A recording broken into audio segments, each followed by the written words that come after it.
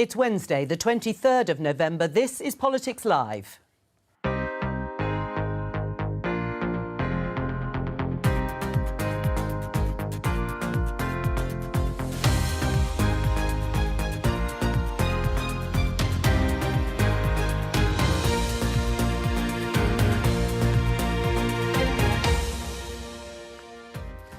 Joining me today, Conservative MP Catherine Fletcher, Labour MP Barry Gardiner, SNP MP John Nicholson and Camilla Tominey of The Telegraph.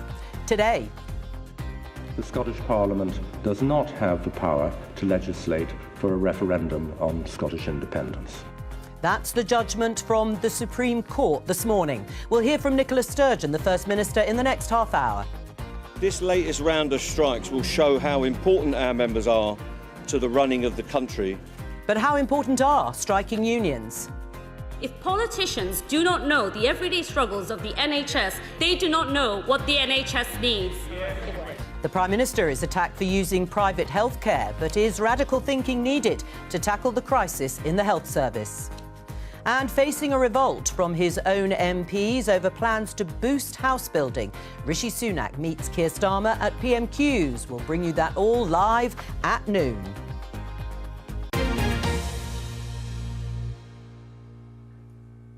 Well, let's start with that news from the Supreme Court. It broke in the last hour or so. This is the BBC News headline. Judges reject Scottish Government's referendum vote case. This is reporting that judges have rejected the case brought by the Scottish Government, arguing that the Scottish Parliament has the legal right to hold a referendum on Scottish independence. Well, they rejected that case. My opening question, I'm going to start with John Nicholson, unsurprisingly, is does this judgment today make Scottish independence more or less likely? I think there's a broad body of opinion in Scotland, people who are not yet persuaded by Scottish independence or oppose Scottish independence, who think that the Scottish Parliament should have the right to decide on this and the people of Scotland should have the right to decide on it. I mean, we've been told repeatedly that it's a union of equals and it's a voluntary union. Well, I just asked the very obvious question. If it's a voluntary union, how do you leave? It has to be, surely, elections, mandates and the Scottish Parliament taking a decision. Yeah, but my question is, does it make it more or less likely to happen? I take what you say. Well, I think a lot of people will be... we have to remember, of course, that the UK Supreme Court doesn't make law, so it merely interprets law. But I think a lot of people will be very irritated by this, and not necessarily the people who already support the SNP. So you're hoping that there'll be a sort of galvanising effect, do you, on people that might make it more likely? I just hope the people of Scotland get to have their say on this, because I think that's democratic. Well, I know you hope for it. Well, of course, the thing is that, you know, if the Prime Minister thought that he was going to win this, he would hold it. The reason he's so reluctant to hold it is because he knows he'll lose, and I think he would lose. And if he thought that he was going to go straight to a referendum and that he would have a triumphant vote in it, he'd be desperate to have it. Well, Catherine, does this judgment, we'll come to what John's been saying in terms of whether the Prime Minister should just hold it if he's confident enough that he'd win. Does this judgment today make Scottish independence more or less likely? The Scottish independence question was asked in 2014. The polling at the moment shows that only a third of the Scottish people won a referendum this October. They want the SNP to get on with... next October. They want the SNP government in Scotland to get on with the things that are already in that devolution settlement that's 25 years old now. It's got, you know, they want to get on with the NHS. There's a cost of living crisis. There's a war in Ukraine. Their own polling shows that they're just continuing to push ideological stuff at the expense of the Scottish people. And winning elections. And I love the Scottish people. I'm from the northwest of England. I've worked in Edinburgh, I've worked in Glasgow, I've surveyed the Highland Streams for the Nature Conservancy Council. The idea that you want friends and partners and that you're a different country is for the birds. So the question was asked, it was decisive. And this is just game playing at a time when there are more important things on. Right, so presumably you mean this ruling today makes it less likely? I think this ruling just clarifies existing law. The Lord Advocate, who is, I'm no legal eagle, but I understand is the Scottish Scottish Government's kind of chief law officer,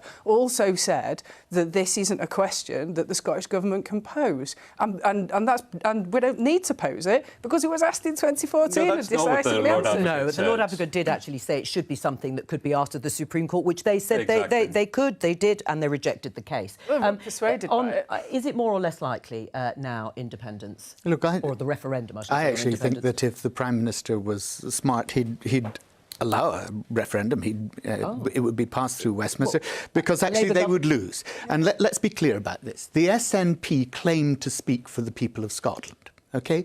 But actually, if you look at what happened, both in the referendum, there's 5.3 million people in the population in Scotland, 4 million of whom who are over 16 had the right to vote in that referendum.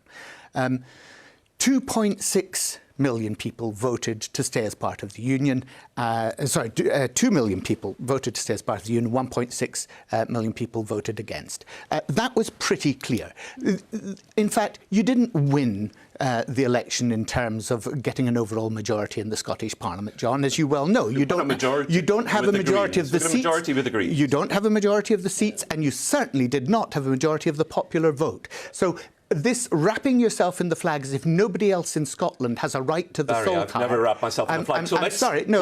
I've never wrapped myself in any flag. I won't interrupt you, John. Well, hang on. You've made quite a sort of broad statement there. Do you want to just respond on that, and I'll let you finish? Yes, I do. At the last election, every single party went into the election saying that if the SNP, or indeed if the SNP and the Greens got a majority as they did, that would be a mandate for an independence referendum. Douglas Ross, the leader of the Tories, was saying that on the very day of the election. We've got to recognise the results of elections, otherwise democracy doesn't function. And Labour, sadly, has only one member of Parliament in all of Scotland. So if there's one party that doesn't speak for Scotland, it's the Labour Party, alas, who's thrown away its majority position in Scotland because of taking stances like this. Barry? Well, if I can just respond to say this. It makes no sense, and this is a more fundamental question about constitutional settlements and the settled will of the Scottish people. In a constitutional referendum, it makes no sense that it should depend on whether Mrs McRae down the Lade Braes pops her clogs the night before the referendum. 50% plus one was always a foolish way to conduct a referendum, because it does not give you the settled will of the people. John, just as a matter of principle, would you even accept that? That actually, if you want the settled will of the people for the next 25 to 40 years, it should actually be on 2/3 or 60%, so that it's absolutely clear, not 50%. Well, I'm sorry to hear about Mrs McRae, but in our referendums that we've always had hitherto, it's always been accepted that it's a majority. It was a majority when we went into the European Union. It was a majority in Scotland and Wales.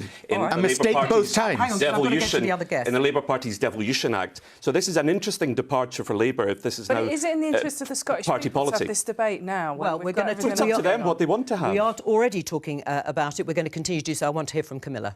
Does it make it more or less likely, independence? I'd imagine less likely. I mean, the whole quest for her to now make this election issue seems grossly self-indulgent, doesn't it? I mean, you've got the SNP presiding over longer waiting times, fewer cancer diagnoses, drop rates in English and maths in schools. You know, there's this perception that actually Sturgeon is doing this for her own survival. Got nothing to do with the Scottish people. Well, let's just hear a little bit more of the judgment from Lord Reid. Take a listen. A lawfully held referendum would have important political consequences relating to the Union and the United Kingdom Parliament. Its outcome would possess the authority in a constitution and political culture founded upon democracy of a democratic expression of the view of the Scottish electorate. It would either strengthen or weaken the democratic legitimacy of the Union and of the United Kingdom's Parliament's sovereignty over Scotland, depending on which view prevailed. Lord Reid there, President of the Supreme Court. Can I just show you the reaction immediately from the First Minister, Nicola Sturgeon? While disappointed by it, I respect ruling of the UK Supreme Court. It doesn't make law, only interprets it. A law that doesn't allow Scotland to choose our own future without Westminster consent exposes as myth any notion of the UK as a voluntary partnership and makes case for independence. She goes on to say, Scottish democracy will not be denied. Today's ruling blocks one route to Scotland's voice being heard on independence, but in a democracy, our voice cannot and will not be silenced. I'll make a full statement later this morning. Tune in around 11:30. We'll bring you some of that. It's going to come in about 5 minutes or so. Let's talk to Kenny McCaskill, former SNP MP. Oh, there it is, by the way, just before we go to Kenny. Stronger for Scotland. That's where Nicola Sturgeon is going to be making her statement, all set up, ready to go in about 5 minutes' time. The former SNP MP, Kenny McCaskill, who now is MP for the Labour Party, joins us now. First of all, your reaction to the ruling, Kenny. Well, that's what we expected. If you go to the wrong court with the wrong question, then that's where you're going to end up. Many, and I think the Labour Party in particular, were sceptical. This was a flawed strategy from Nicola Sturgeon. But with regard to your questions to other panellists, this makes independence essential. It's all very well if you're wrapped in an ermine robe to be able to sit and wait. Scots are freezing in their home. The ultimate sovereignty rests with the Scottish people, not with a UK Supreme Court or with a UK Parliament. It's the Scottish people that will decide. This may have delayed independence. It's certainly not stopped it. Right. It was a mistake to do what Nicola Sturgeon did in terms of getting this question looked at, an advisory referendum for the Scottish Parliament. Absolutely. It's been a cul-de-sac. Many, not just myself, but many other far more learned legal experts were saying exactly the same. Why she pursued it was just to kick the can down the road. What we need to do is to press on. What we need now is an independence convention. The elected representatives of the Scottish people, MPs and MSPs, should be gathering to decide who is sovereign. Is it a Westminster government and a Westminster Parliament where we have a government that wasn't elected and hasn't been elected in Scotland before I was born and I've got my bus pass? That's entirely unacceptable. Or is it people of Scotland through their elected representatives?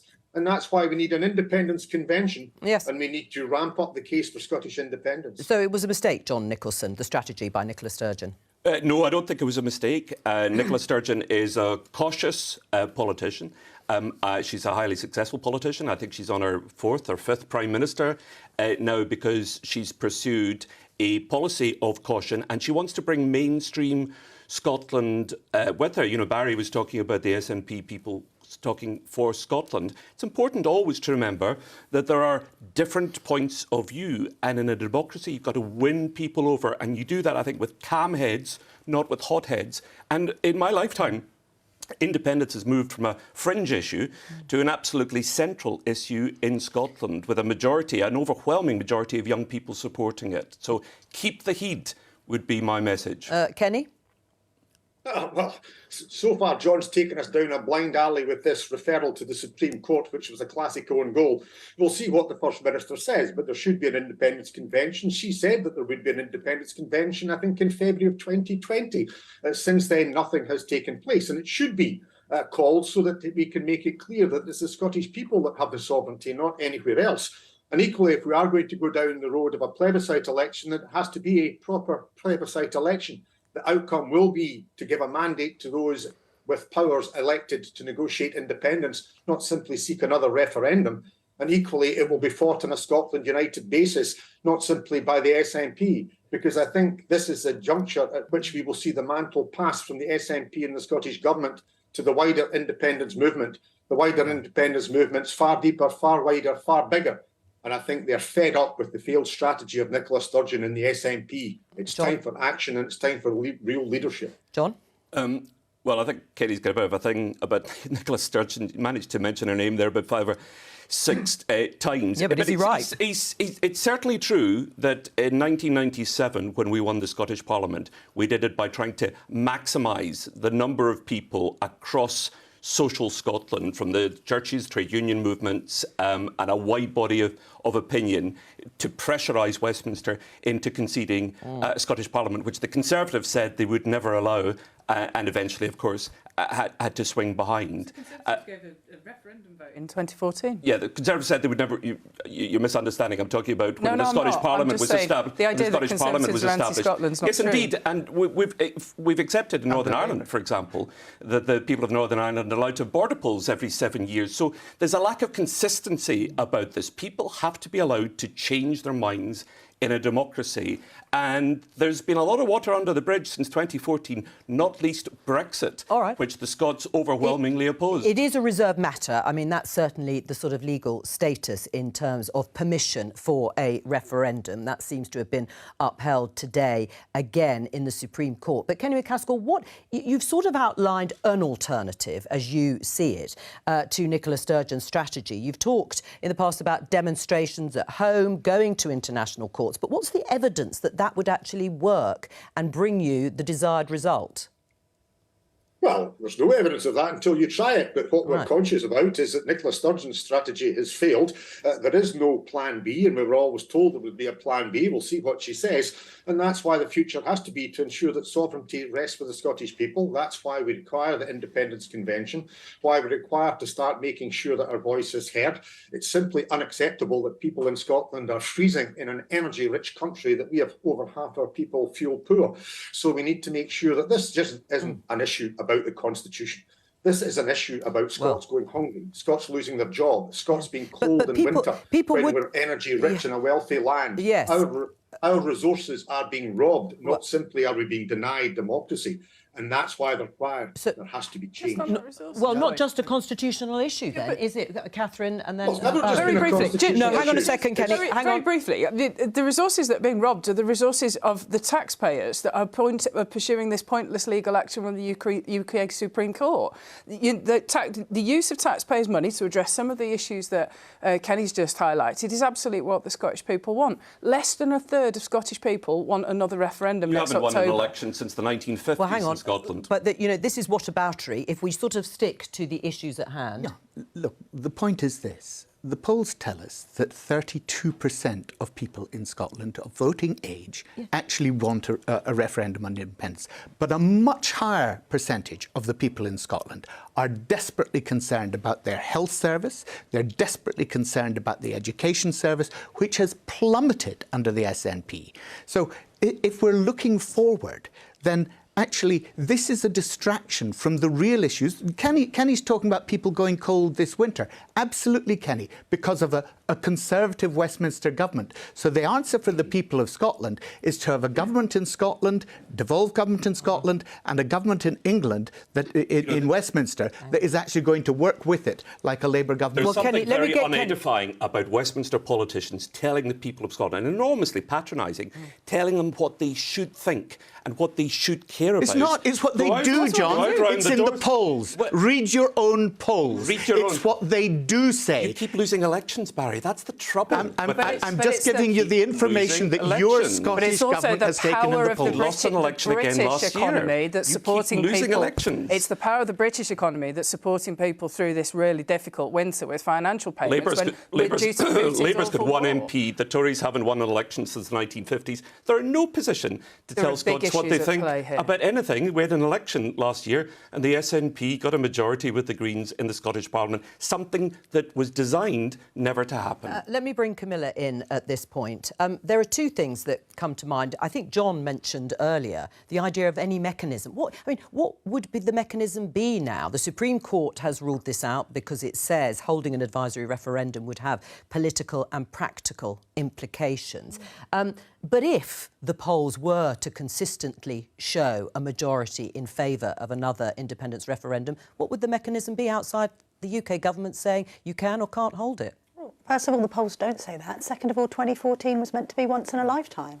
Equally, I mean, you mentioned Brexit there. Alex Salmond. Not an agreement. But equally, John, you mentioned Brexit there. I mean, the SNP were extremely supportive of the Supreme Court's decision to rule that prorogation of Parliament was illegal. And now there's a question about the democracy of this decision-making. So which is it? Where's the consistency? I mean, the Supreme Court is the Supreme Court, isn't it, John? It's the SNP's job to represent majority opinion in Scotland, which was overwhelmingly against Brexit. Brexit has been disastrous for Scotland. But, Joe, you asked the key question, and I noticed nobody so far on the panel has been able to answer. How do you leave this union? It's the SNP's job as the Scottish Government to deliver the devolved NHS service, the devolved education service, the devolved infrastructure. Barry? You can answer it, actually, very easily. Okay.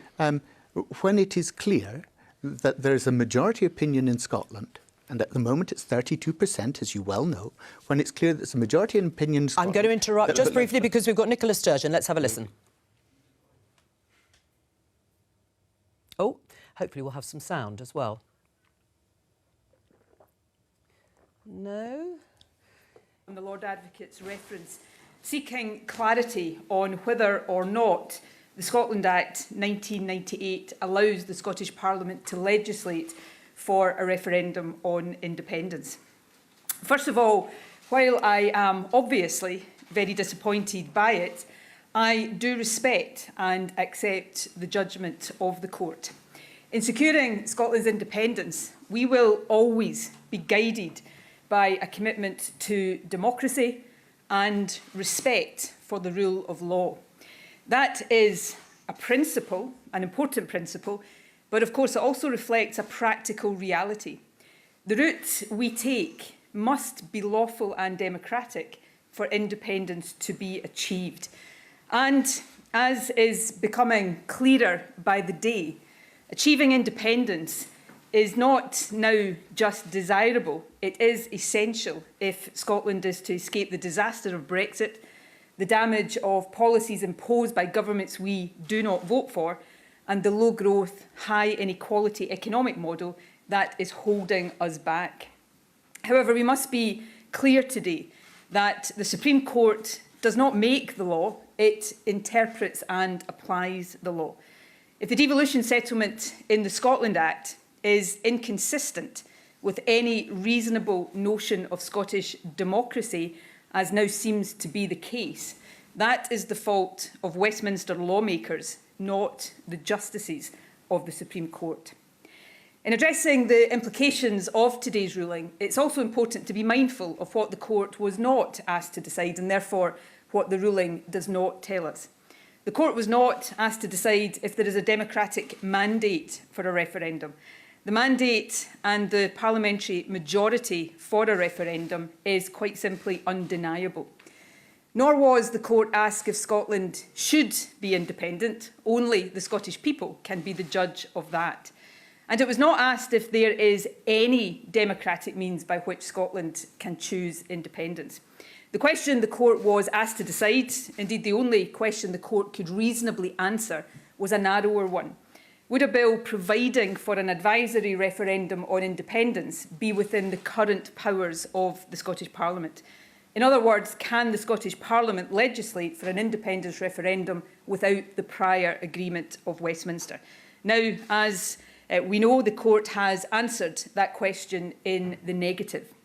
It has determined that under the Scotland Act 1998, which of course encapsulates the current devolution settlement, even an advisory referendum asking the question, should Scotland be an independent country, is a matter reserved to the Westminster Parliament. What that means is that without an agreement between the Scottish and UK governments for either a Section 30 order or a UK Act of Parliament to change its powers, the Scottish Parliament cannot legislate for the referendum that the people of Scotland have instructed it to deliver. That is a hard pill for any supporter of independence and surely indeed for any supporter of democracy to swallow. However, as I said back in June when I informed Parliament that the Lord Advocate had agreed to make this reference, it was always the case that in the absence of an agreement with the UK government, the question of the Scottish Parliament's competence in relation to a referendum would end up in the Supreme Court, if not before legislation, then certainly after any decision by Parliament to pass a bill. So while it is, I think, a statement of the obvious that this is not the outcome I hoped for, it does give us clarity. And having that clarity sooner rather than later allows us now to plan a way forward, however imperfect that might be.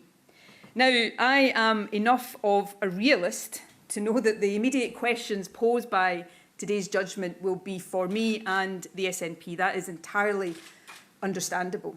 I'm also long enough in the political tooth to expect some triumphalism on the part of unionist politicians. However, unionists of a more thoughtful disposition, and yes, I do believe they exist, will, I suspect, know that to be misguided. Indeed, they will have been hoping that the court, as the UK government asked it to do, would have declined to answer the substantive question today. That's because they will understand that this judgment raises profound and deeply uncomfortable questions about the basis and the future of the United Kingdom. Until now, it has been understood and accepted by opponents of independence. We're going to leave the statement. We're going to leave the statement there by Nicola Sturgeon. We will, of course, bring any important development to you later on in the programme. Just briefly before we let Kenny McCaskill go and talk about something else, we didn't quite hear the plan, the way forward that will no doubt be outlined. Are you reassured there will be one, Kenny? Well, I would hope so, but I have to say I wasn't reassured by that. It seemed particularly vacuous. We do need to have that independence convention. Sovereignty rests with the Scottish people, and we need to be preparing for a plebiscite election that will be a proper plebiscite election and fought on a cross-party, all-party and no-party basis. All right. Because this is the right of the Scottish people. Kenny McCaskill, thank you very much, the Albert MP. Just briefly, Catherine, before we move on, your response listening to Nicola Sturgeon. Are you one of those more thoughtful unionist politicians that she was talking about? I've just watched somebody that's talking at completely cross purposes to what's in the best interest of the Scottish people. It's continuing to bang on about an ideological quest to a question that was demonstrably settled back in 2014 in a once-in-a-lifetime referendum. She's wasting taxpayers' money asking for a UK Supreme Court opinions when her own Lord Advocate told her that it was unlikely that it was going to be constitutional. She needs to crack on with the job in hand and stop wasting taxpayers' money. All right, we're going to talk about strikes because the RMT have announced a new wave of strikes in just a moment. But first of all, PMQs, by the way, in just under 20 minutes' time. Let's talk about another BBC News programme, or it's a podcast called Newscast. Familiar faces there, sitting there waiting patiently, of my colleagues, Chris Mason and Adam Fleming. So, what's the podcast about, first of all? Adam? So Newscast is basically like a news program, but with loads more personality, loads more behind the scenes, a bit more depth. And you know what? I'm gonna. What are you saying about Joe? Well, I'm actually gonna quote Joe Coburn, because I remember when you came on it a few weeks ago, and afterwards you said, "Oh, I forgot I was actually on." It was just like having a chat with my friends, and that's basically kind of the feel that we're trying to go for. It's like the BBC News, but kind of not really as you know it, and so it's just maybe a bit more fun. Oh, it's always lovely to be quoted back about something. Was Chris, that off the record? Sorry. Yeah, that was off the record. No, it wasn't off the record, of course. Nothing's off the record, is it, completely in a studio? Chris, where do you find it? Where do you find the podcast if you want to listen? And what are you going to be talking about today? No big surprises, I suppose, but anyway. Yeah, so basically wherever you can get your podcasts. So there's BBC Sounds, which you'll hear as just occasionally mentioned, but lots of newscasters, as we call our audience, and indeed us, will find it, wherever they find their podcasts, on Spotify or Apple or wherever it might be. You can find Newscast there. And then in terms of what are we going to talk about today? I don't know. Well, obviously we'll do Scotland and the Supreme Court ruling, because I spent all morning reading the whole thing. It's 35 pages long, because that's as you know, one of my favourite things to do is read the boring documents when no one else wants to. So we'll do that. All right. Chris, PMQs, as I said, in just over 15 minutes' time. How comfortable is it going to be for Rishi Sunak? It's going to be interesting, isn't it? I think there might be a splash of the Constitution that features in PMQs a little later on. How is it going to be for Rishi Sunak? I think, is he getting a bit into his stride now doing it? Perhaps he is. He's got a few under his belt. Do you think he needs to get better at kind of crowd pleasing the people behind him? Because you do not get a sense that the Tories are like, yeah, and he's not really got the zingers yet, has he?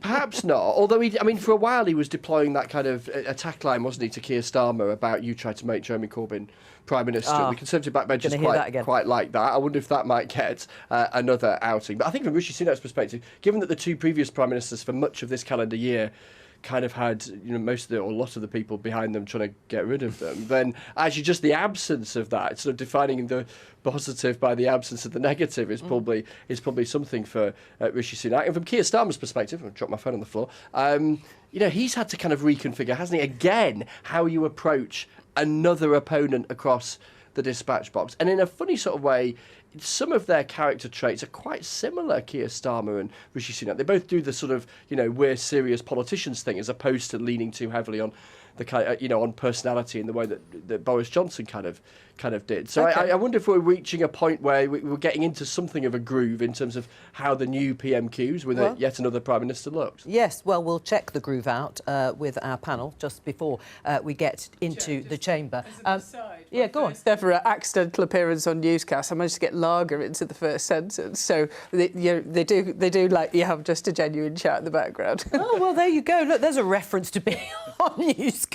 What a triumph for you two. Thank you very much. It's lovely to see you. Enjoy later on. We're going to talk about strikes because passengers could face Christmas disruption after the RMT union announced a new wave of strikes on various dates in December and January. The row is over pay, working conditions and job security. Let's hear what Mick Lynch, who is the General Secretary of the RMT union, had to say. This latest round of strikes will show how important our members are to the running of the country and will send a clear message that we want a good deal on job security, pay and conditions for our people. Camilla, do you agree with Mick Lynch? Do you think these strikes, as we like to call him in the press, as he stores up misery for everybody come Christmas? I mean, but the importance of the service that they run, is that what's going to be at the forefront of people's minds? We're reminded of the importance of the service they run in that they've got the ability to grind the country to a halt, almost as a first resort now. I mean, how many strikes have been announced?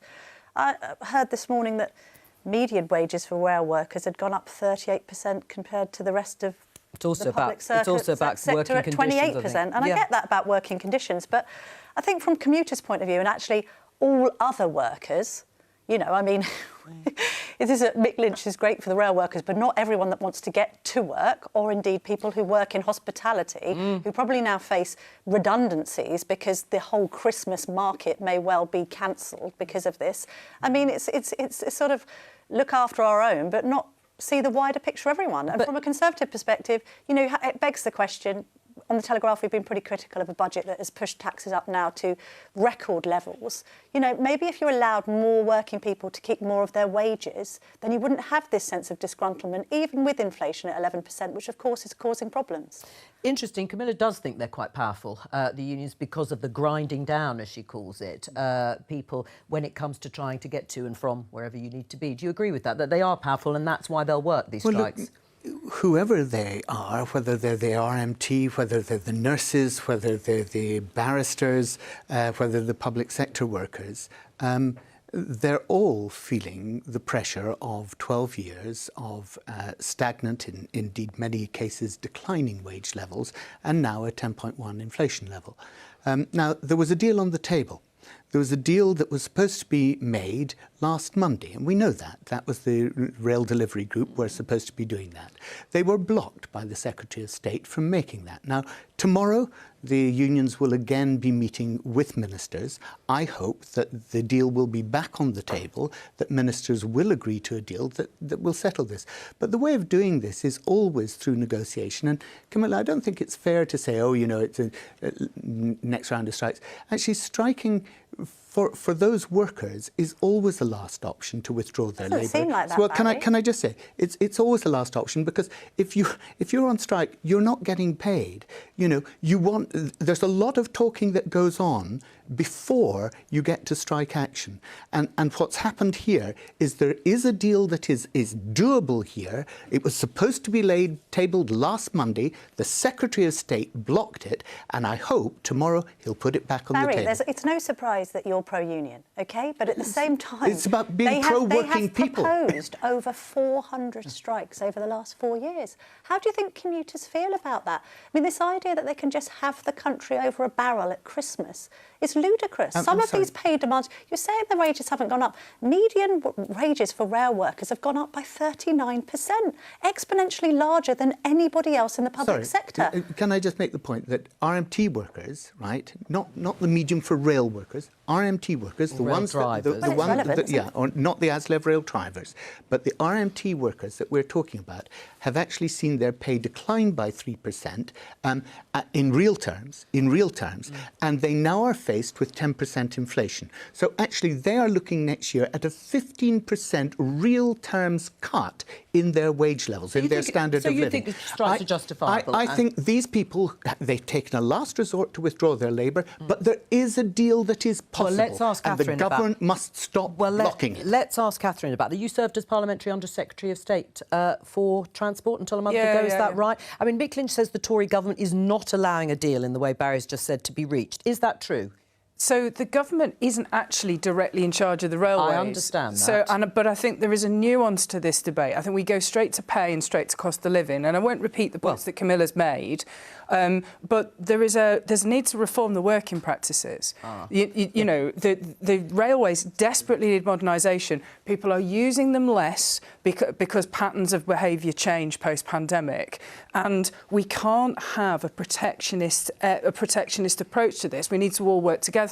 If a crew is based at St Pancras and can go and fix the tracks at Euston, that's not a safety issue. That's not a pay issue. I think we can find a space to talk there. If a tick office is getting used less because people are buying on their apps and on the phone, you know, how can we make sure that that person's labour is involved in boosting the railways? I think there is space to talk there, and I'd encourage people not to be belligerent. I welcome the fact that ministers are actually engaging, but ultimately they're not the employers. All right, let's talk about this working practice. Yeah, but hang on. Give the employers the go-ahead to reach that deal. Sure, but this is about working practices, isn't it? I mean, Catherine is right. In a sense, I mean, do the unions now need to accept that things have changed, particularly post-pandemic, and that actually work patterns need to change Mick too? Lynch has said that repeatedly. There's no issue there. Right. Of course, there is change. Unions constantly embrace change. But the point is this, it's a negotiation. If you want that change, then obviously you've got to protect those workers' wage levels and cost of living. Families up and down this country are suffering, and that's just one example of it. The nurses, the public sector workers, everybody's I think I should probably have a wee say on this. The thing about Mick Lynch is that he is a formidable champion for his workers. That's his job. His job is to stand up for his workers, and he runs circles around Tory MPs when he ever debates them. But the Labour Party would be delighted to have him in Parliament. He's a great performer, but does he actually have a case here? Of course he's got a case. Now, Camilla mentioned hospitality. Camilla mentioned hospitality. Hospitality is a big sector in my constituency. I tell you what's killing off hospitality is Brexit and not being able to get workers in. There's a huge... Well, I don't know why you're laughing, because if you talk to... Camilla mentioned hospitality and people not being able to get to work. I'm responding to her point. For the hospitality sector, a shortage of labour is the biggest problem. And the fundamental problem, of course, with the railways is privatisation, which the Tories pushed through, which was the worst possible form of public ScotRail is owned by the ownership. Scottish Government, but also has also been striking over pay and conditions. It is now. Right. And well, so what did nationalisation do in terms of preventing strikes? Well, of course, it's a very new thing, as you know, public ownership. Again, I fail to see why that's funny. Well, nobody wants strikes. It's a perfectly fair question, which I'm answering. The ScotRail has been taken into public ownership relatively recently. It was privatised previously, and an offer is available for the workers there. I hope they take it, but I absolutely defend their right to go and strike if they want to do so. Yes. I think John is correct to highlight that Mick Lynch is a wonderful advocate for his body of people. Yeah. You know, I grew up with unions all around me. They've done a lot of good. But I think it's all about context in the middle of a post-COVID rollout with a war in Ukraine, a cost of living crisis. But they're part of that, aren't they, Catherine? The tax, yeah, absolutely. And they're also benefiting from the £400 we've given to everybody. And if they're lower paid, then they'll get £300 a day, I think. But the point is that the taxpayer has put 16-odd billion, don't quote me exactly, into the railways since the pandemic. That's other taxpayers subsidising that railway. We need it to change. Well, we need it to Catherine, work. So you can get to the Christmas pub or the Christmas shop. Did those networks pay out some of that to their shareholders? Right. Yeah. We need you put to be able to get to the shops at How Christmas. much of that We reached need the to be able to workers? see our families to How go much home of at that Christmas. 16 billion reached the workers, and how much of it reached Well, the shareholders? the workers advocate brilliantly, but right now we are punishing everybody by continuing months and months and months of strike action. Hang on. Let me just show you this on the front page of the Daily Mail, Catherine, because the question here is when will we rein in the union's intent on Xmas chaos? This is legislation that we have been promised would be the minimum service levels. I suppose the government could hope to avoid the sort of disruption that we are talking about if you brought it in, but you haven't brought it in. I checked this morning before I came on. It's been introduced. We're carrying on with it. I think what we've got to do is give some certainty to people like me that live in the northwest of England and use the trains to get to work, that I can get home again. It's having quite a constriction on people's lives and lives. Is Labour going to take the railways back into public ownership out of interest? We need to give certainty. I certainly hope so, John. I remember Barry that's a question that Barry enjoys. enthusiastically for this, and I've got a feeling that has disappeared into the mists. It's certainly not the pledge that was made by Keir Starmer in the leadership contest, but Barry still believes. I have full faith that Keir will honour his pledge. Well, can I have one other question, which is, I mean, should below inflation offers be made, or do they have to be above inflation offers in order for these strikes to be called off? It could be the nurses. Yeah. It's a matter for negotiation between the workforce and their representatives and the management. But as a principle, if we're talking about a cost of living crisis and inflation is running at just over 10%, Catherine, I mean, what sort of offers should be made? Well, I think I can tell you what offers shouldn't be demanded, which is 17% pay rise. But what we're doing is we are actually helping the most vulnerable with the cost of living crisis. And the idea that you have to immediately align wages, we're using different mechanisms within government to make sure that people can get through this. And then we need to kind of push on with growth. And what these strikes will do is make it more difficult for us to grow our way out of this economy and fight inflation. Barry? Yes, briefly? Can I just say, the three major supermarkets in this country have increased their profits from pre-COVID levels by 97%. The food producers, the food manufacturers, have increased their profits by 255%. Right. Now, there's a lot of people who are already rich who are making a heck of a lot of money. So do you believe in overinflation? No, I believe that what is going on is gouging and profiteering by many companies in this country. Don't accept that at all. Well, I'm sorry, it's there. You speak to the food producers in my patch, and they are really struggling because of the grain increases, for example, because of war in Ukraine. Of course, and there's a preliminary inflation, which is the war in Ukraine, and which is the problems of the post-pandemic. Inflation will kill us if we don't get hold of it. But what's then happening is that would mean you would expect their profit margins to stay the same. They haven't. They've doubled. All right. They've doubled. I'm going to come to something very briefly with you because we're running up to Prime Minister's questions in just under 5 minutes' time.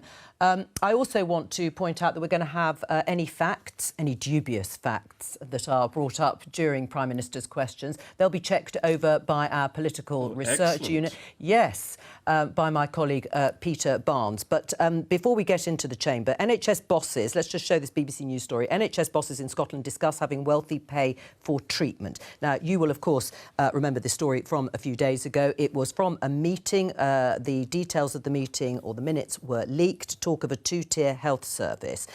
Isn't one of the founding principles, John, of the NHS that it is free at the point of delivery? Yes. What did you make of this? I totally disapprove of it, totally reject it, and the First Minister has done so as well. There could be no question of having a two-tier service. Scotland has significant health challenges. We've got free prescriptions in Scotland. Some of the things that are going on in Scotland are pretty good. We've got more doctors per head of the population than anywhere else in the UK. But so you won't even entertain there are good this things. idea. No, I think it's entirely the wrong thing. We can see the chamber, by the way, filling up ahead of Prime Minister's questions. Camilla, should it be considered? I think we've just got a graph, which we may or may not be able to show, but it's waiting list for hospital treatment in England, just to be clear. But you can see how big it is. It's reached a record 7 million in September. The 18-week treatment target hasn't been met since 2016. There are also targets missed in Scotland on A&E treatment and people waiting for cancer treatment. Should it be considered that wealthy patients might pay for some treatment if they wanted to. Wealthy patients do already pay for treatment if they've got private health cover. I don't know why they're demonised. There's 10% of people with private health cover. We had a load of criticism of Rishi Sunak maybe having private health cover from The Guardian, all of the employees of whom are offered private health cover covered by The Guardian. I mean, most professional organisations offer private health. If I could take the weight off the NHS by having my health care covered privately by my own company, I will. And I speak as a mother of 3 who was in A&E only on Monday night because my youngest cut her face and I had to go and get it steri-stripped and cleaned out and seen to. And I was sitting there thinking, perhaps this is for the private health providers, and I appreciate this idea of privatisation creeping in is unpopular, but actually have the wealthy take some of the weight off the NHS. But sorry, and that's wrong. No, that's the answer. It's not fair. You're paying for it, not fair. Jumping what queue? You can't jump a queue in A&E if you've got private health cover at the moment. But you can jump a queue for a hip operation, for example, and that has to be wrong. There's a fundamental... presiding over record waiting times in A&E in Scotland. Camilla's talking about people who can making a choice. Yes. This is talking about people who don't want to being forced to. It's a completely different thing, and that's why John's absolutely right. It's wrong in principle, and it should never be allowed. Can I point out the root cause of that, though? Because if you read a bit further down those leaked papers, it's talking about the SNP Scottish Government setting such a breadth of targets that the NHS Scotland guys are struggling to find. Well, they were very high targets. They were very high targets. But can I just ask you a political question on Rishi Sunak? Because,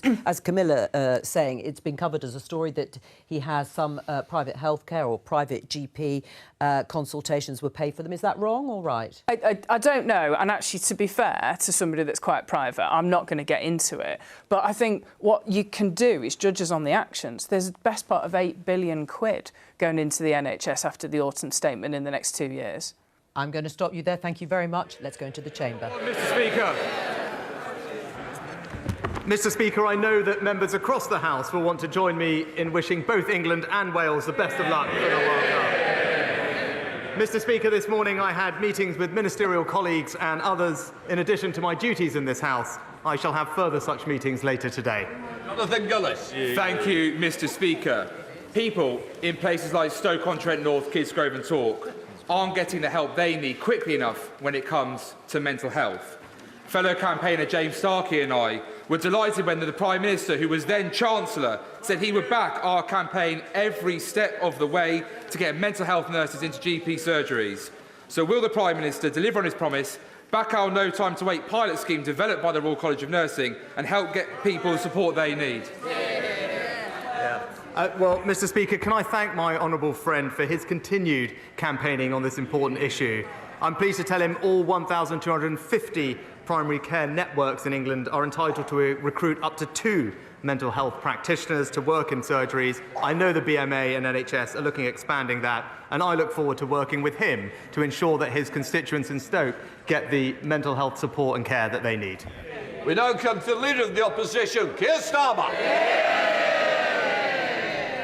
Thank you, Mr. Speaker, and congratulations to England and Wales on their start to the World Cup, and good luck for the rest of the tournament.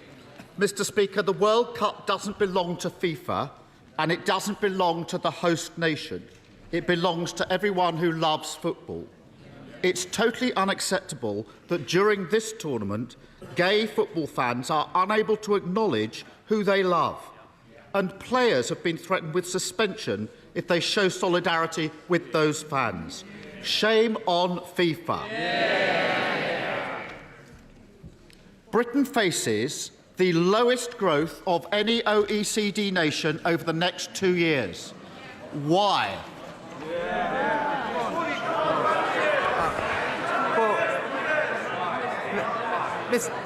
Mr. Speaker, this country has experienced since 2010 the 3rd highest growth in the G7. This year, the fastest growth in the G7, and unemployment at a multi-decade low.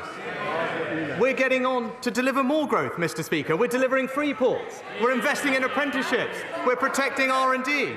And if the Labour Party is serious about actually supporting growth, maybe they should get on the phone with their union paymasters and tell them to call off the strikes. Mr. Speaker, Order. We want to get through Prime Minister's questions, and you're not helping me. Keir Starmer. He's in total denial. We're bottom of the 38 OECD countries who are all in the same boat when it comes to COVID and Ukraine. And he wants a pat on the back. It's like a football manager, bottom of the league at Christmas, celebrating an away draw 3 months ago, and it won't wash. So they don't like their record, that's the problem. So let's try it another way. Why is Britain set to be the first country into recession and the last country out? Mr. Speaker, I'm pleased that the right honourable gentleman brought up the OECD report, because it contained actually 3 very important points. Firstly, it made the point that actually in the years following the pandemic, we're projected to have almost the highest growth amongst our peer countries. It also made the point, it was crystal clear that the challenges we face are completely international in nature. And thirdly, Mr. Speaker, it supported our fiscal plan because it's credible and ensures sustainability. Now, the right honourable gentleman would have known all of that if he actually read the whole report. But he's not interested in substance. He's an opportunist, Mr. Speaker. In 4 weeks, Mr. Speaker, in 4 weeks, I've strengthened the economy. We've put more money into the NHS and schools. We've delivered a deal to tackle illegal migration. In the same 4 weeks,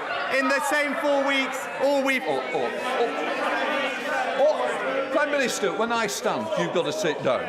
But can I just say to you, you came to me quite rightly and said to me, we want to get through Prime Minister's questions. I'm going to give short answers. Please stick to what you have. Well, Mr. Speaker, there's only one party that's crashed the economy, and they're sitting there.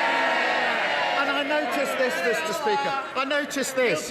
He won't say why Britain is set to be the first into a recession and the last out. So I will. 12 years of Tory failure, followed by 12 weeks of Tory chaos. For a decade, they've let our economy drift aimlessly before suddenly cutting the parachute ropes and slamming it to the ground. And because of the changes he's made, a typical household will end up with tax increases of £1,400. They don't want to hear about these tax increases of £1,400. Contrast that to a super wealthy non-dom living here but holding their income overseas. How much more? Order. Mr. Young, I don't need any more. I don't need shouting, don't need pointing. You're meant to be a good example when you sit on this front bench. Because you're the second, don't spoil what you're meant to do. Mr. Speaker, I don't think they want to hear this. Because of the changes he's made, a typical household will end up paying tax increases of £1,400. Contrast that to a super wealthy non-dom living here but holding their income overseas. How much more has he asked them to pay? Just order. As I said to the Prime Minister, I said to the Leader of the Opposition, I'm going to get through this list. I need you both to help me and think of other members. Come on. Well, Mr. Speaker, Labour had 13 years to address this issue and did nothing. Nothing. It was the Conservative government that took action and tightened the rules. But the problem with his idea is that it would end up costing Britain money. Not my words, the words of the former Labour Shadow Chancellor. But rather than peddling fairy tales and gesture politics, let's actually tell him what we're doing to deliver for this country. A record increase in the national living wage, protecting millions from energy bills, protecting the pensioners' triple lock. That's what we're doing for this country. Mr. Speaker, if they'd grown the economy at the same rate as the last Labour government, we'd have tens of billions of pounds more to spend on that. Mr. Speaker, it wasn't a trick question. The answer is He's not asked non-doms to pay a penny more. No. Every year, he talks about the money. Every year, that's £3.6 billion thrown away because he won't make them pay their taxes here. Right. How many extra doctors could Britain afford with that money? Well, Mr. Speaker, I'm pleased that he brought up doctors, because last week we delivered record increases in funding for the NHS. Not just more doctors, but more nurses, more scans, more operations. That shows our commitment to prioritise the NHS. Not my words, the words of the NHS Chief Executive. Scrapping the non-dom status would allow us to train 15,000 doctors every year. That's what Labour would do. And we can carry on handing out tax breaks to the super rich. Or we can live in a society where people don't have to go private to get a doctor's appointment. It's that simple. He also hands Shell 90p for every £1 they spend drilling. So they haven't paid a penny in windfall tax. Mr. Speaker, you may have seen this week that somebody shredded £10,000 in protest at those propping up an oil and gas giant. But he shreds £10,000 every other minute propping them up. Which does he think is the more absurd? Mr. Speaker, this is the government that has actually put in place an economic plan that will deliver confidence and stability to our economy. And all I've heard from the Honourable Gentleman today, there's no answers, there's no substance, because there's no plan, Mr. Speaker. He talks about the NHS. We're delivering record funding for the NHS, but we can only do that on the foundations of a strong economy. You can't deliver for the NHS unless you have a plan for the economy, and he doesn't have either, Mr. Speaker. Mr. Speaker, every time he opens his mouth, another powerful business voice says he hasn't got a plan on growth. The failure of the last 12 years and the chaos of the last 12 weeks are compounded by the decisions he's taking now. He won't follow Labour's plan to scrap non-dom status. Instead, we've got an NHS staffing crisis. He won't follow Labour's plan to make oil and gas giants pay their fair share. Instead, he hammers working people. And he won't push through planning reform. Instead, he kills off the dream of home ownership. Too weak to take on his party, too weak to take on vested interest. 12 long years of Tory government, 5 Prime Ministers, 7 Chancellors. Why do they always clobber working people?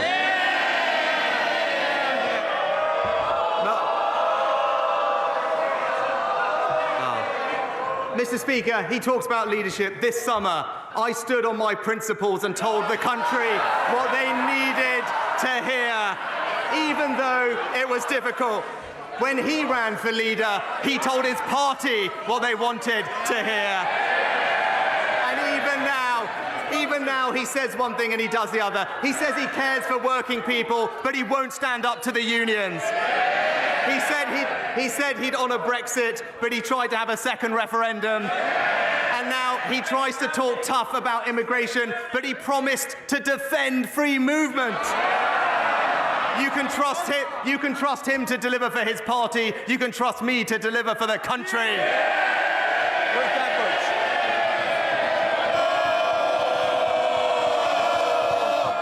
Ruth Edwards.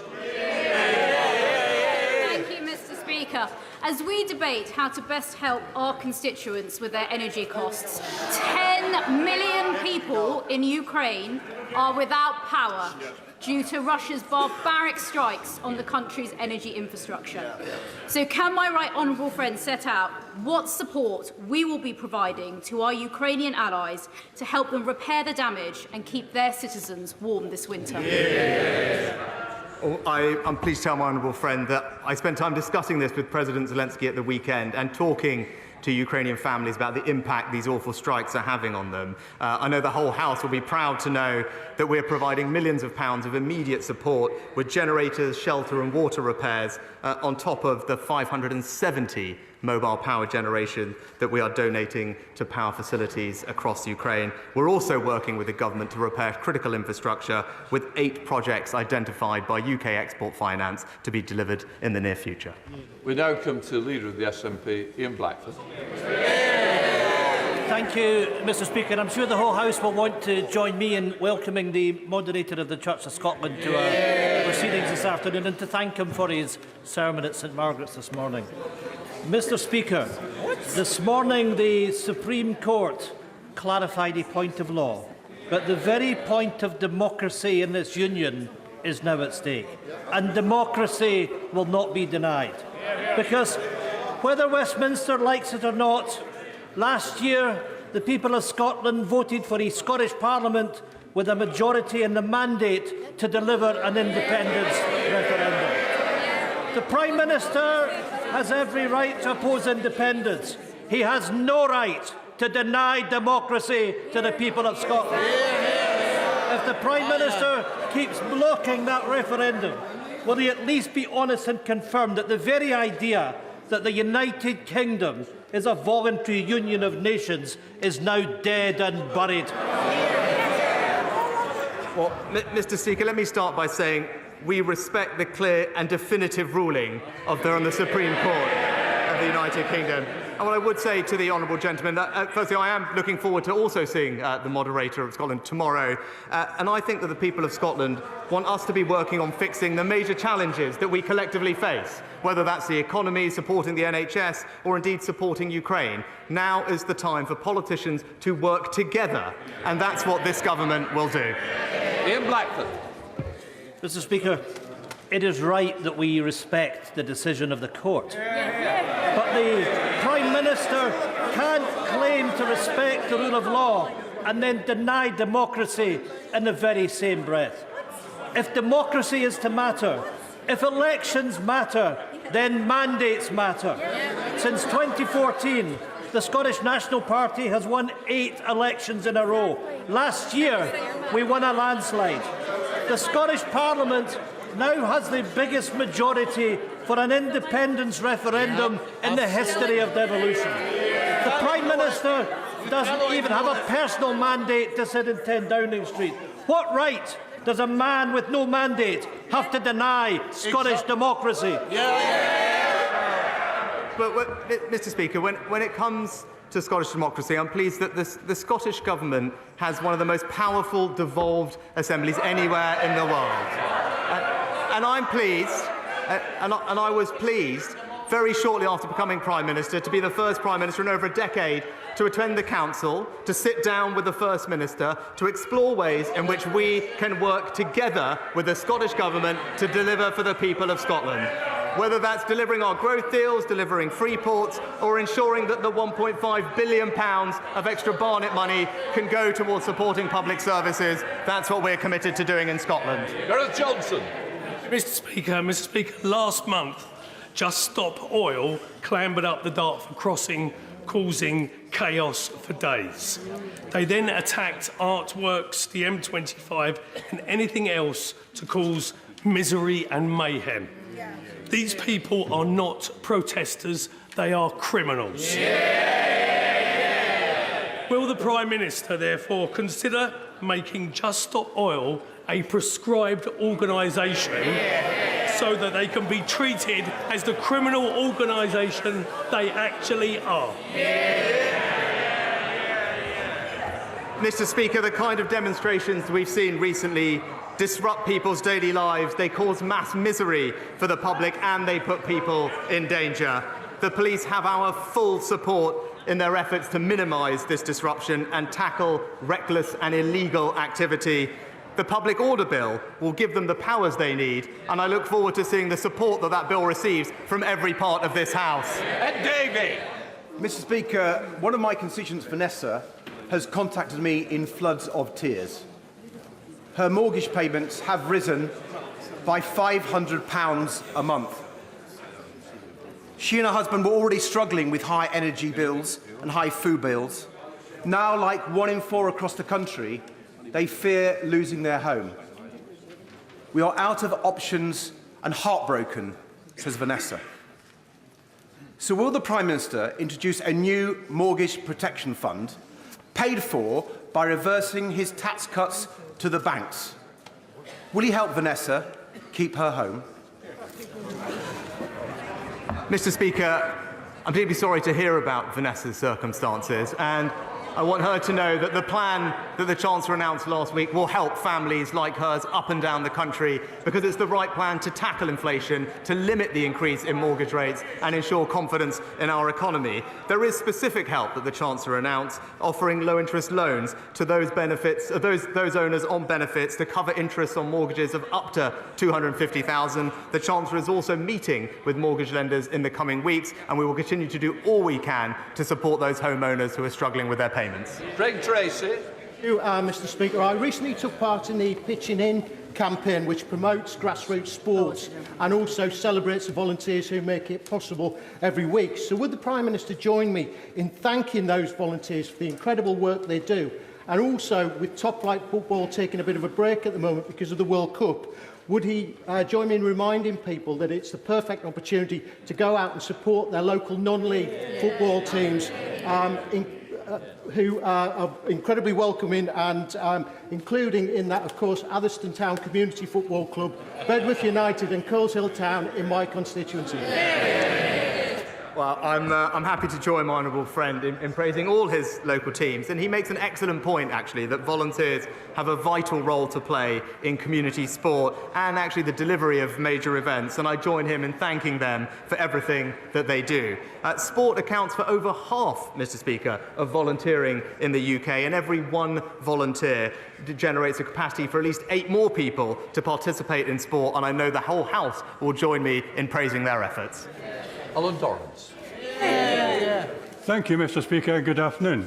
Mr. Speaker, since 2014, the SNP have won 8 elections, and we now have more councillors, members of the Scottish Parliament and more MPs in this place than any other Scottish political party. Every one of those elected members were elected on a manifesto and clear mandate for Scottish independence. Mr. Speaker, what democratic right does this government have to deny Scottish democracy, refuse an independence referendum, and to keep us shackled and imprisoned in this involuntary and unequal union against the will of the Scottish people? Well, Mr. Speaker, again, we respect the decision of the court today with regard to the referendum, and we're getting on with the business of working constructively, collaboratively, in partnership with the Scottish Government to deliver for his constituents. Indeed, the Ayrshire Growth Deal is investing over £100 million to make use of his region's strong industrial heritage, potentially making more use of renewable energy. That's the kind of positive project we should be focused on, and that's what we'll keep on delivering. John Penrose. Mr. Speaker, the Prime Minister has rightly promised to recruit a successor to Lord Geit as his ethics advisor promptly. But would he accept that threats to integrity are often broader than the job description of the Prime Minister's advisor on the Ministerial Code? And will he therefore commit to introduce the additional measures in the new 5-point integrity plan on topics like lobbying and conflicts of interest, developed with organisations like Transparency International and Spotlight on Corruption, to show he will walk the talk and put party integrity and government integrity at the heart of our democracy? Well, I thank my honourable friend for his comprehensive and thoughtful suggestions. As he acknowledged, he knows that I've committed to appointing an independent advisor on ministerial interests, and I very much look forward to studying his other proposals in proper time. Chris Law. Mr. Speaker, just 3 months ago, this appointed interim Prime Minister said in Scotland, and I quote, "We live in a union, which is of course there by consent and by democracy." And added, "I accept that." Well, Mr. Speaker, by their consent and by democracy, the Scottish people have already voted by a clear majority in the Scottish Parliament to have their say through a referendum on the independent future for Scotland. So it begs the ultimate question, Mr. Speaker. Can this Prime Minister tell us if he accepts Scottish democracy? And if so, how that's compatible with today's Supreme Court ruling that clearly exposes the myth that the UK is a voluntary union and is upheld by consent? Mr. Speaker, at a time like this, the Scottish people want to see their governments working together. working together on the things that matter to them. And I believe that that is possible. And actually, he should know this, Mr. Speaker. In his own constituency, we've been able to support culture and tourism, working together to bring the V&A to Dundee. That's an example of a positive project. It demonstrates the benefits of the union, and that's what we'll keep on delivering. To Paul Beresford. Thank you, Mr. Speaker.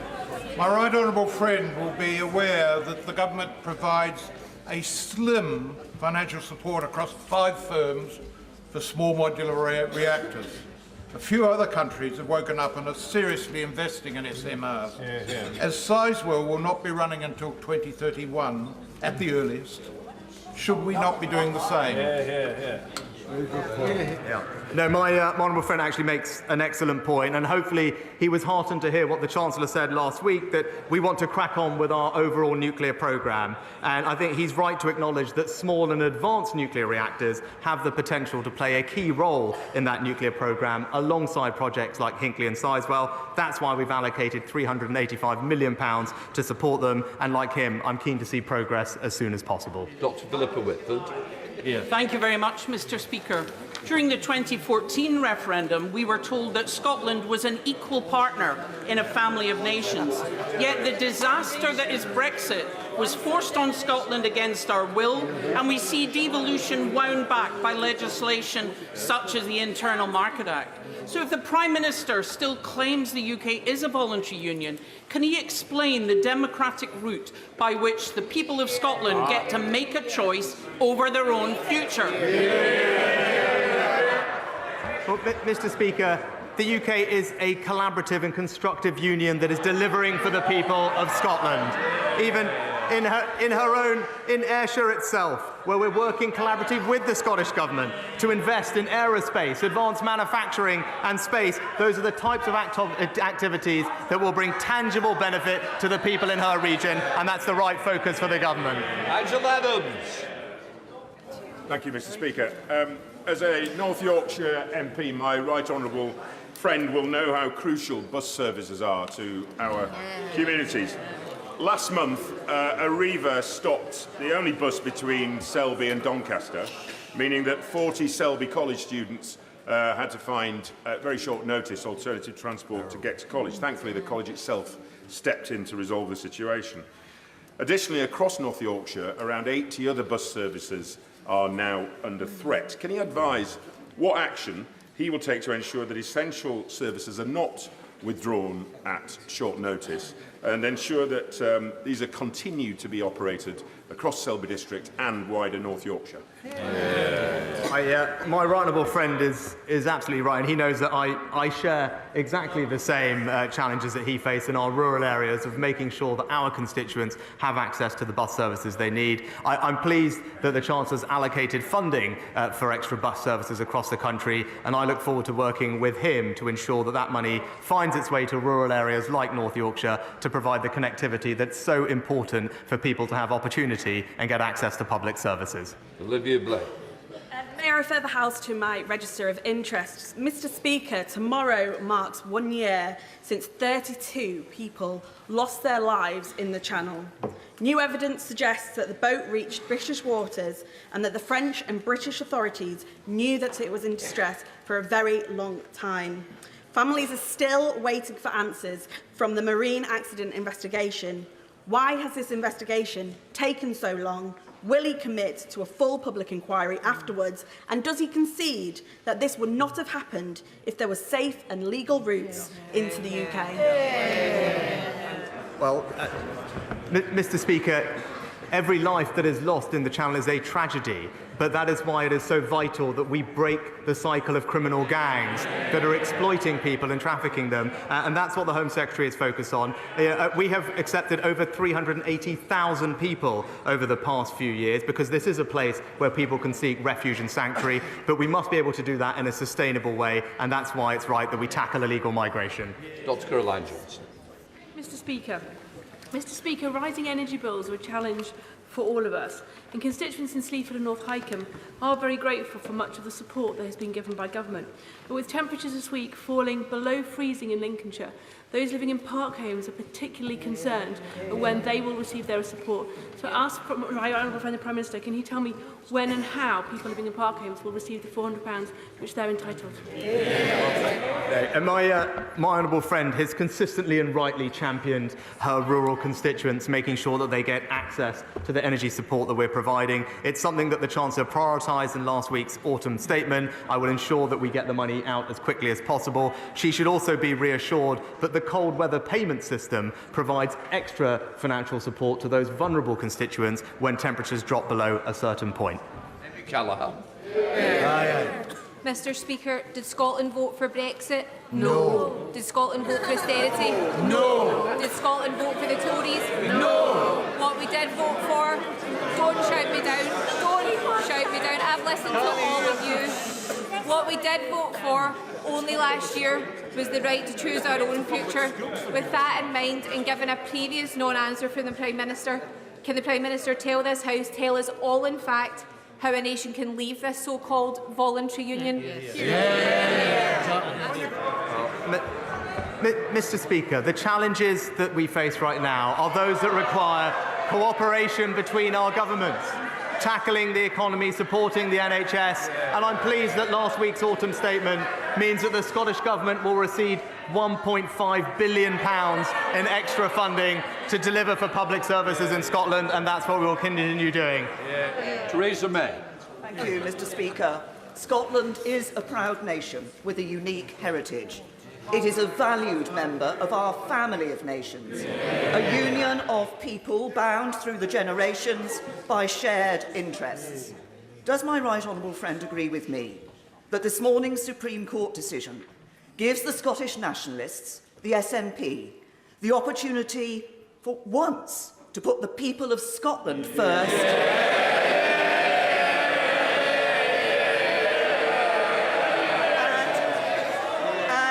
And end its obsession with breaking us apart.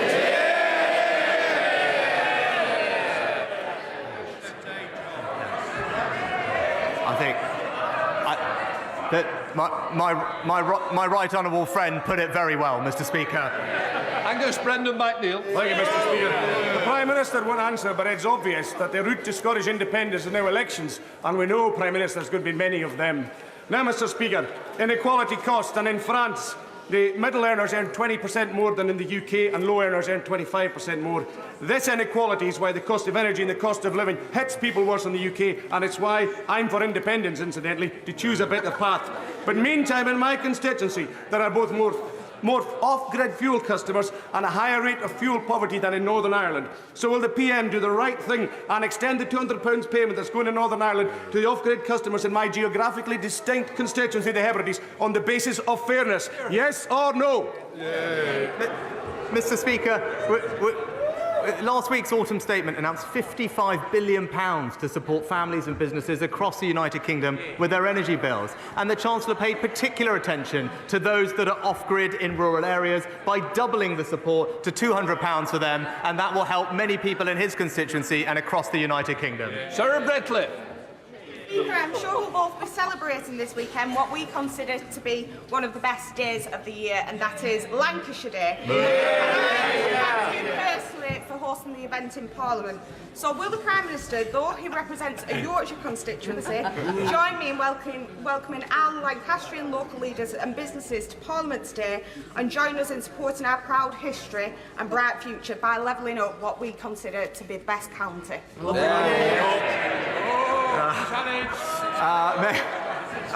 I offer my best wishes to my honourable friend, and indeed to you, Mr. Speaker, for Lancashire Day. And I can put local rivalry aside on this occasion to join her in thanking Lancastrians for their contribution to our country and to wish her the very best for today's event. Kirsten Oswald. Mr. Speaker, what we've heard from the Prime Minister today is, in essence, that no matter how Scotland votes, Westminster will decide. But democracy demands differently to that. Mr Speaker, the late Canon Kenyon Wright said, what if that other voice we know so well says, we say no and we are the state? Well, we say yes, and we are the people. And it is the people in Scotland who have to be heard. This place can't stand in the way of democracy.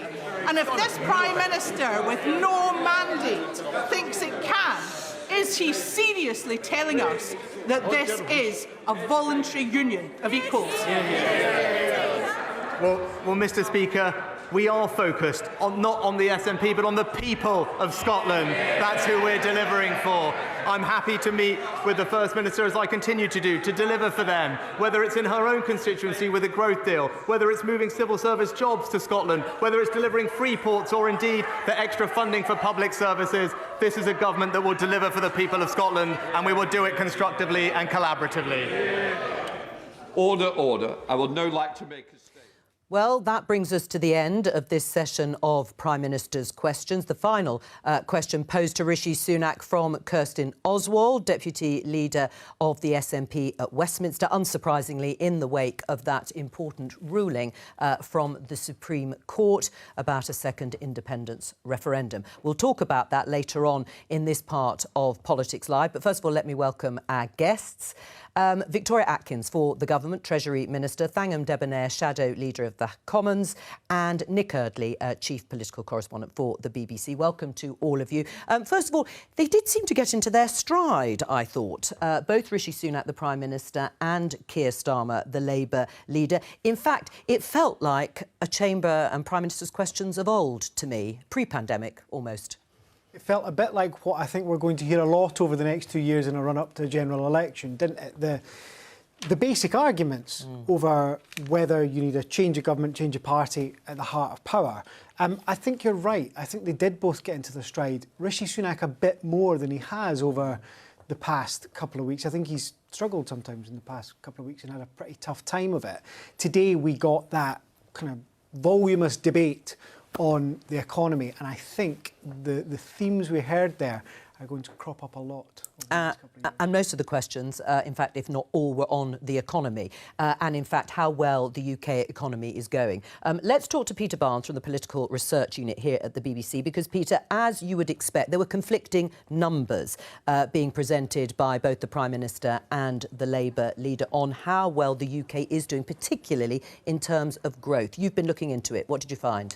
Yeah, well, the reason they were arguing about this is that yesterday the OECD, which is this international economics organisation, published its latest version of its economic outlook. And that goes through all the major economies in the world and other advanced countries and comes up with forecasts for how they expect those economies to grow this year and over the next 2 years. And in fact, both Keir Starmer and Rishi Sunak basically did say true things at the beginning of the debate. So Starmer's first question was about the fact that over the next 2 years, he asked, why is it that the UK is going to be the slowest growing economy of the OECD countries? Now, that is what the OECD report from yesterday says. They estimate that next year the UK economy is going to grow by minus 0.4%. It's going to shrink by 0.4%. And then the following year, it is going to grow by 0.2%. Now, if you add those two figures together, that is the worst performing country over the next 2 years. Now, Rishi Sunak's answer to that was really to look back at this year's growth figures, where the OECD says, as he puts it, that the UK will have the fastest growing economy of the G7 countries this year. So he's looking at a different year this year, and he's looking at a smaller group of countries, the G7, the 7 biggest advanced economies in the world. But he was able to say something that was true. So obviously the political argument, as Nick says, is going to go on probably until the next general election as which party is best for the economy. But they're going to keep trading these conflicting stats, looking at different years and different sets of countries. Peter Barnes, thank you very much. Well, Victoria, it won't surprise you that I'm going to start with the figure from the OECD, the latest forecast that says the UK economy is predicted to contract by 0.4% next year, and that is lower than any other major advanced economy. Why?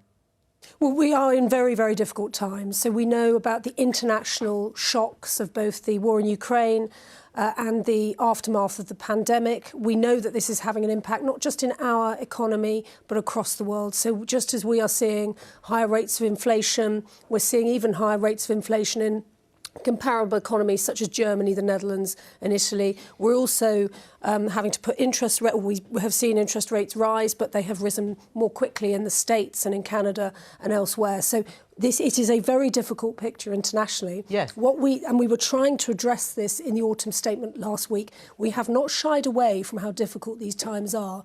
But what I am pleased about is that the Independent Office for Budget Responsibility has said that our plans have made the recession shallower, have helped cut inflation by some 2%, primarily through the energy price guarantee, and has protected some 70,000 jobs. So these are difficult times, but our plans are beginning to have real action. Banger? There are difficult circumstances, and of course there are international factors, but we've had the Truss Quartem budget, and the impact that that's had has been absolutely devastating. Interest rates are worse than they needed to be because of that budget, and we all know that. We all know constituents whose mortgages have gone up to eye-watering rates because of that. And then on top of that, it's not just about the last 12 weeks, it's about the last 12 years, which unfortunately the Tory government, successive Tory governments, didn't just fail to mend the roof while the sun was shining, they blew the roof off. Households will be £1,400 worse off with tax hikes under this government. That doesn't sound to me like it's not our fault, everyone else is just as bad. I'm afraid there are too many circumstances which are specifically to do with this Tory government and its predecessors. In fairness, the aftermath of the mini-budget, we fully accepted that we tried to go too far, too fast with that. And interestingly, the Governor of the Bank of England, when he was giving evidence this week to the Treasury Select Committee, said that the market dynamics that created have flushed through the system. They peaked in sort of mid to late October. I think they've now flushed through the system. Say that to people who came off fixed-rate mortgages that week. Absolutely, and I'm being very, very careful. I mean, they're real-world consequences. They're real-world consequences. Which is why the autumn statement is so critical, because it's going to have real-world consequences to help manage these very difficult times. And it still comes back to that initial question, Victoria. Why is the UK set to have such low economic growth? I take your point about inflation. There are some countries in the G7 have higher rates of inflation. But compared to comparable countries in the G7, we're going to be at the bottom of that economic growth next year. So the Treasury is always a little bit careful about making international comparators on growth predictions, because the way that different institutions... well, the way that different institutions measure them are different, and the way in which our public sector output is measured is slightly different. But I do not shy away from the fact that these are very tough times at the moment. It's tough for businesses, which is why we've got the support package on business rates, trying to help our local high streets. It's tough for individual families, which is why we've made the richest pay taxes with the... Well, that's what you wanted, isn't it? I mean, you were here not that long ago saying the broadest shoulders they absolutely should shoulder. The broadest shoulder should shoulder. The broadest shoulder should take on most of the burden of tax rises, and they will. And yet, we've still got the non-DOMs tax break for the super rich, which would pay, if we scratch that, the £3.2 billion that we'd gain would pay for 15,000 extra doctors each year. Shell has paid no tax whatsoever on the so-called windfall tax, which is a classic example of taking a really good Labour idea and then ruining it by giving a tax break for the oil and gas companies. And we're still the lowest predicted performing country in the OECD for economic growth over the next 2 years. And that is because there is no Tory plan for growth. We know there isn't. There wasn't one given last week. There wasn't one. There was just a stabilising, so-called stabilising. Well, we've talked about the sort of conflicting figures, and you can respond to what Fangham is saying. But what is the government's plan to get growth and turn these figures around? Because presumably that's what you're trying to do in the Treasury. Very much so. And just on this point about non-DOMs, because we've had 2 days of budget debate, or autumn statement debate. It's really interesting. Labour's putting so much emphasis on this. And they say on their figures it will save £3 billion. We have a situation where we had to find £55 billion. And specifically on non-DOMs, in the last financial year for which we have full figures, they were liable to pay £7.9 billion in taxes. They've invested £6 billion through various investment schemes that we have set up since 2012. So You still want to tax them. And they are paying those taxes. That's the point. And what about so the we're going plan? to have a status to deal with But these where's the people, plan as for lots of other plan for countries growth? do. None of that is a plan for growth. So I mean, the plan for you growth- mentioned business Let me rates. get on to that. You know, a business rates subsidy or something you mentioned. Well, what about actually reforming business rates? Because businesses, surely the ones in your patch, Victoria, are saying the same thing as the ones in my patch, which is this is a broken system, well overdue for reform. And instead, all you've got is a bit of a thing here and a bit of a thing there. That's not a plan for growth. Well, business rates are a really important way of raising funds for local communities. I agree. So our councils Let's have a good system then. collect the systems. What we've done this year with the support package is ensure that we protect the smallest businesses, They don't both in feel it. those The thing is- properties where they may not have to pay any rates. They And don't if they feel it. do see an increase, we've got a very, very generous support package with tapering and But the thing is, it's not protections for just them. Labour. Just briefly, it's not just Labour, the opposition. It's also Conservative MPs. There are stories in both the Telegraph and the Mail today. Esther McVeigh, Kit Malthouse, former ministers and cabinet ministers who just don't think you can tax your way to growth, which is what they're complaining about. What do you say to them and the rebellion that's growing? Well, in fairness, I mean, we won the autumn statement vote last night. You did? With a very large majority, and I'm extremely grateful to colleagues. And I know for some colleagues, some of these debates, they're very difficult. You know, I didn't come into politics to raise taxes. I want people to keep more of their money. Well, there's a real but backlash. we're having to, we have tried to make sure that these tax raises are as fair as possible and compassionate, but also don't hurt growth. And because that's how we're going to get out of this. They all cheered Liz Well, Truss's it's- budget. They all cheered. Nick, how dangerous is that rebellion? Well, look, the ideological battle that was played out over the summer is still there. There are Conservatives who say taxing your way to growth is mad. There are others, like the new government, who say you need to get on top of inflation first. And it's just one of those things that's bubbling under the surface I think is actually quite dangerous for the Prime Minister. Right, we're going to talk about something else that could also be, and is already, growing into a rebellion. Let's just have a look at this in the Daily Telegraph. Tory rebellion forces Rishi Sunak to put house building target on pause. Vote on plans to build a mandatory 300,000 homes a year pulled after 50 Conservative MPs come out against it, including our next guest, Theresa Villiers, the Conservative MP. She's there in Central Lobby. Hello to you, Theresa. You've promised amendments to Rishi Sunak's Levelling Up and Regeneration Bill, which has led him to delay his plans. Why? Because I believe that top-down, centrally set targets in the planning system are undermining local decision-making. I completely agree we need new homes, but we need the right homes in the right places. And the best way to deliver that is through allowing local communities to take their own decisions on planning. But many people say they just don't take those decisions and those houses don't get built. I mean, are you holding the Prime Minister to ransom over this issue, Theresa? No, I'm not, but it's something that my constituents really care about, and many of my backbench colleagues do. The way these targets are calculated, I think, is wrong, and they're delivering excessive numbers in certain parts of the country. Whereas, if we took measures, for example, to tackle land banking, the practice by which developers get planning permission and then don't build in order to try and drive up prices, if we address those kinds of practices, that's another way to deliver new homes without these excessive targets which are undermining local councils. Theresa, I'm going to show our viewers, and I'll read to you, a tweet from your colleague Simon Clarke. He was the Secretary of State for Levelling Up Housing and Communities a short while ago under Liz Truss. He has said if you want to see what the future of the Conservatives is when we don't build homes, just look at London, where you're an MP. Our collapsing vote in the capital is at least in part because you can't make the case for popular conservatism if you can't afford to buy or even rent. He's got a point, hasn't he? But just a few weeks ago, Simon Clarke was saying that these top-down targets weren't working, and he was committing to abolish them as Secretary of State. I am the first to say that we need to deliver new homes. Indeed, new homes are being delivered in my constituency. How many? But I think that many thousands over the past years, actually.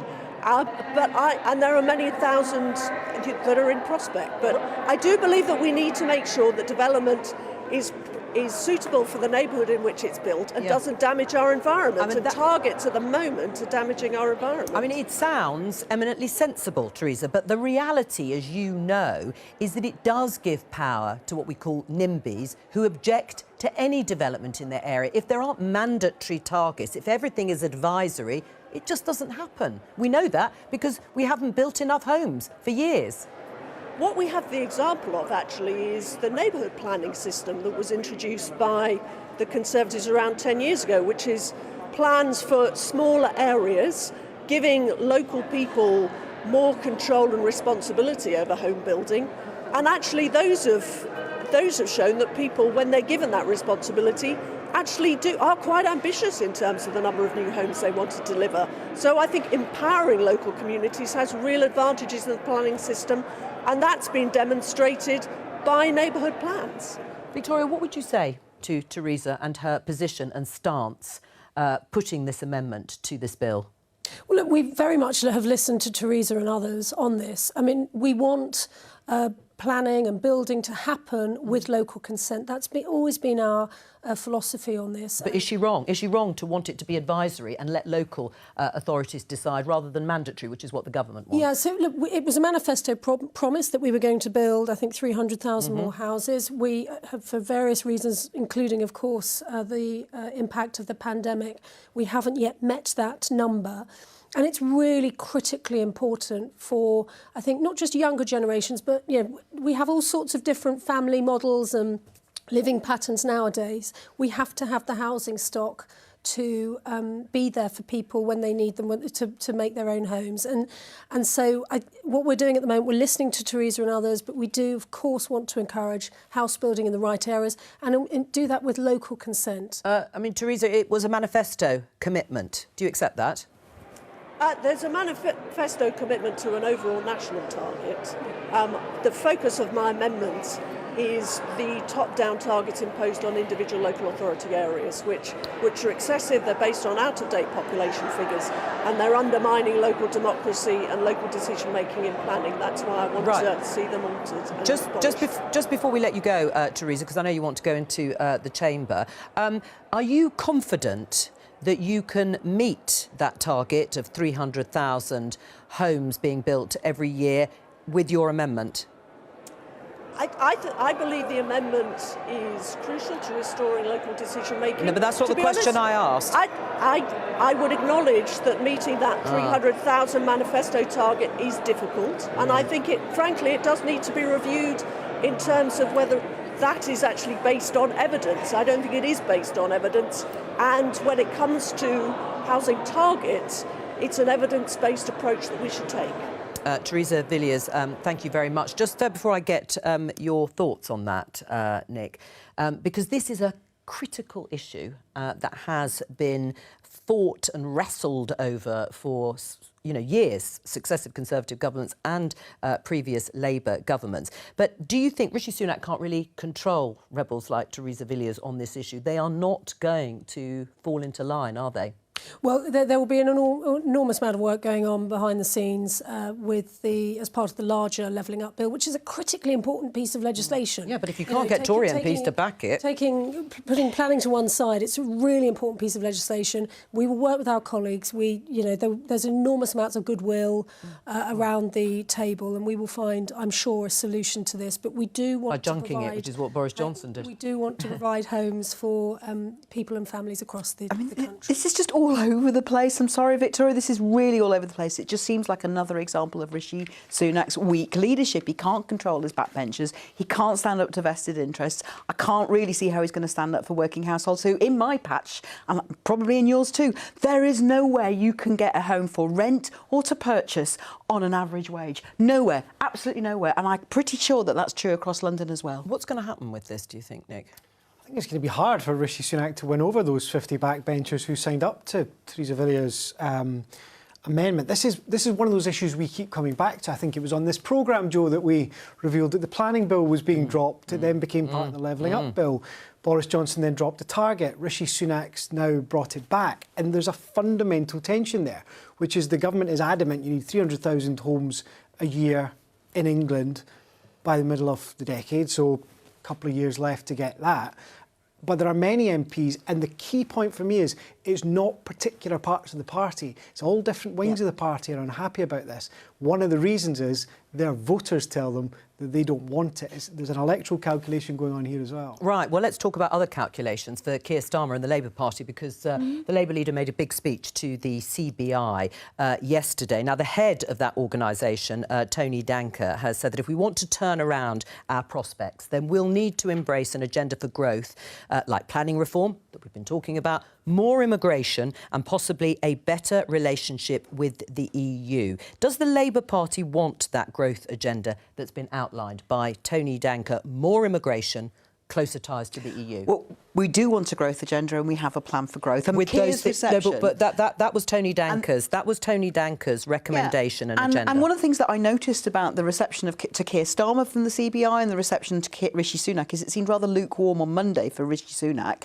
the very weak Prime Minister that we've currently got, whereas Keir on Tuesday had a very good reception. Now, we're not always going to agree on everything. We're not always going to agree on everything. That is true, I would, but I saw it with my own eyes. I watched them both. And being honest on our policy on immigration, I think is really important because a long-term plan for growth can't rely on importing cheap labour to fill gaps where we haven't got the homegrown labour. We have to have a really good and balanced approach, which means a points-based immigration system, which is exactly what Keir outlined. There is a points-based system. And there was a very good reception to Keir's business leaders' reception on Monday. We were packed to the rafters. Business leaders are talking to all of us about how much they're looking forward to working with us. Well, that's great. And when you say you want to be clear with people on the issue of immigration, does Labour want to cut the numbers of immigration?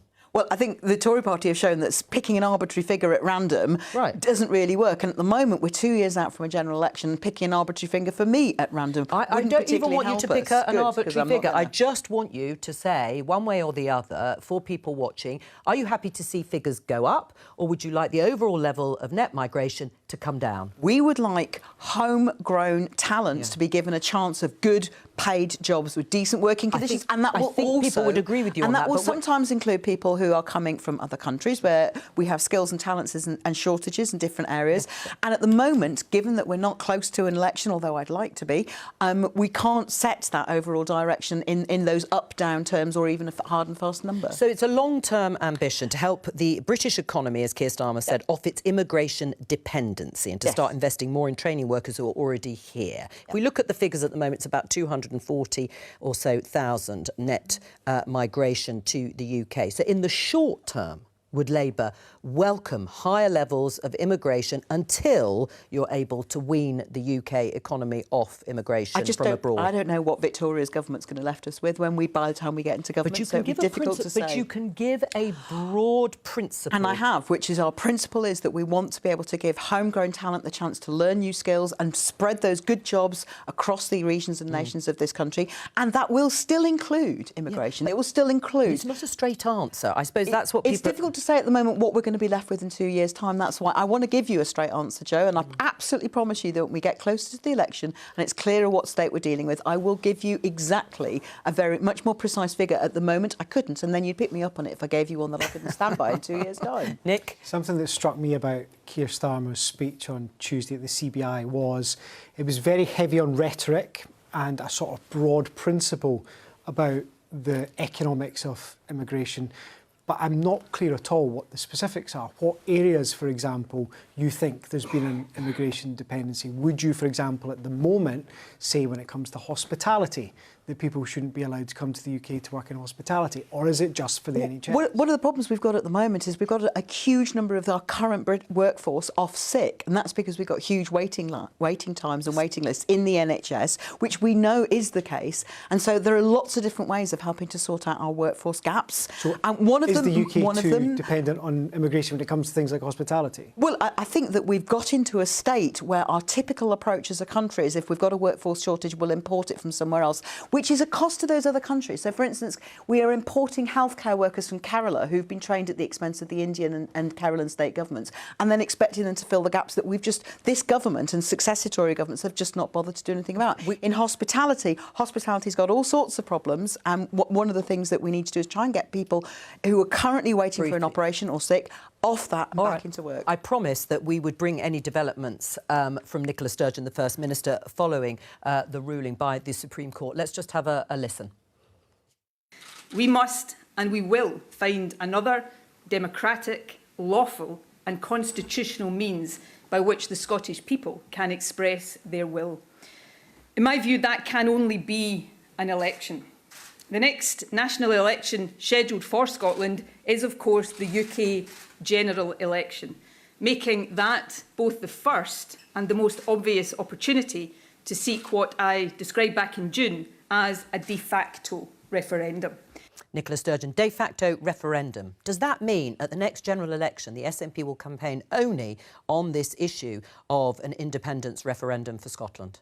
I think it probably does. I think it's probably the only option that they think they have left at the moment. We had the legal question answered today: can Scotland hold a referendum without the UK's say-so? The answer to that is no. But the political question, I think, is just going to keep bubbling under. It's not going to go away. We heard it asked very many times at Prime Minister's questions there, didn't we? And I suppose, you know, Nicola Sturgeon has that tactical question: what on earth do you do next? How do you make another referendum happen? I think Labour and the Conservatives are both going to be kept being asked the question: how does Scotland have another referendum if that's what it wants? The answer is? What's the answer to that? If they want another referendum, how do they do it? There's a process for these decisions. The Stuart Supreme Court Blockett has ruled that it is for the UK government to decide. They had a referendum a few years ago, and that stands. Oh, well, we've run out of time. That's all for today. Thank you so much to all of my guests for this part of the programme. I'll be back tomorrow at 12:15. Bye-bye.